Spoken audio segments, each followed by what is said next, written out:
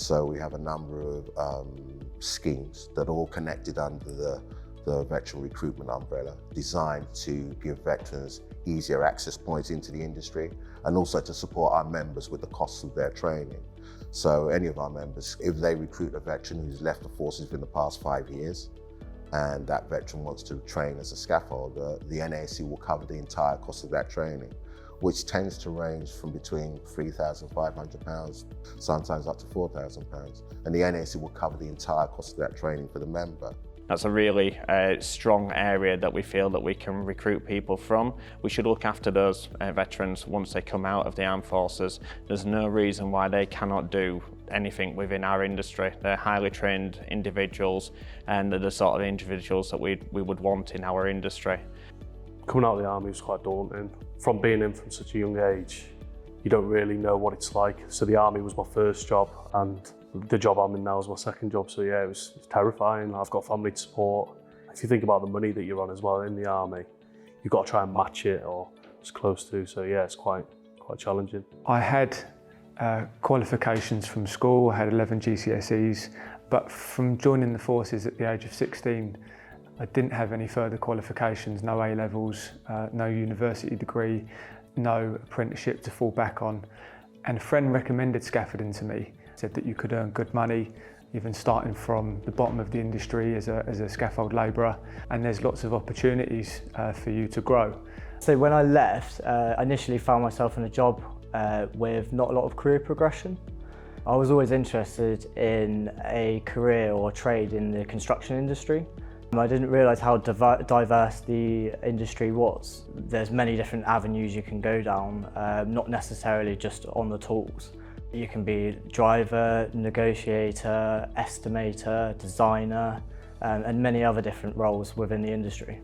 These guys, you know, they're used to getting up on a morning at a certain time, they're there on parade, everything's ironed, everything's folded up in A4, you know, these guys understand process, they understand doing things correctly, and they understand quality. I think for the industry, it's fantastic, it's amazing.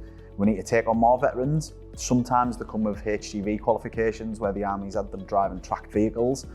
So that's an added bonus to all scaffolding companies. You know, if we see somebody with a HGV qualification, the majority of our workload is about moving the materials from job to job or site to site. So it's critical and it helps. In the forces, we pride ourselves on being quite work orientated. We're very loyal. Our time management is second to none, and we're bloody good workers. It's a great industry to work in. My time in the military gave me leadership, training, coaching, mentoring. All of those transferable skills I'm now applying in this role in terms of finding the best people and developing them to become the best scaffolders. Quite a large percentage of the JMAC workforce is ex-military. We've got some of the contracts managers, our yard manager in the safety system side is ex-military, and I think that the way that people have been trained and the experience that they've got already puts in place some of the skill set for something that we're looking for that can elevate safety systems and the scaffolding side of things. If we can't find somebody out there in the workforce that fills that gap, then let's take people who are ex-military who've already got a core foundation, and we can train them up in terms of the industry itself, as long as you've got the transferable skills at the outset. So part of me getting out of the armed forces, I was subject to resettlement grant. Everyone gets it when they get out, just to get funding for courses, but it has restrictions. It's got to be a level 3 MVQ or above. Now, that's great if you want to get a NEBOSH qualification or something else, but if you want to get a trade like a bricklayer or a scaffolder, then you can't use the military funding for it. You could use a standard learning credit, but that's not going to get you qualified. So in terms of getting out of the army, you can't jump straight into the industry. But NASC have created the Veterans Fund, which will help soldiers getting out of the army become qualified scaffolders, so they can jump straight into the industry, and they've got the support from NASC getting there. Scaffolding for me personally has provided a very good living, and I would 100% recommend scaffolding to anybody at any age, whether they're coming out of school and they're looking to get enrolled into apprenticeship schemes, or they're a little bit older, as I was at the time. I wasn't a young lad when I got into scaffolding, but it offers up so much opportunity to people. It's not easy, doesn't come easy.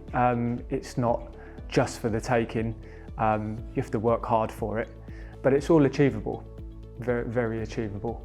As an adult trainee, it's nice to be learning and earning at the same time. Gradually, as you progress and you're training and you become more qualified, the money goes up, and it's a very good industry to be in. So if you look at scaffolding as a trade, it's never going away. It's always going to be there. Like, it's at the forefront of construction. Like, in terms of coming out of the armed forces as a trade, you're going to go directly into a role that's always going to be there. It's not going to be a wasted effort. You're always going to be able to progress.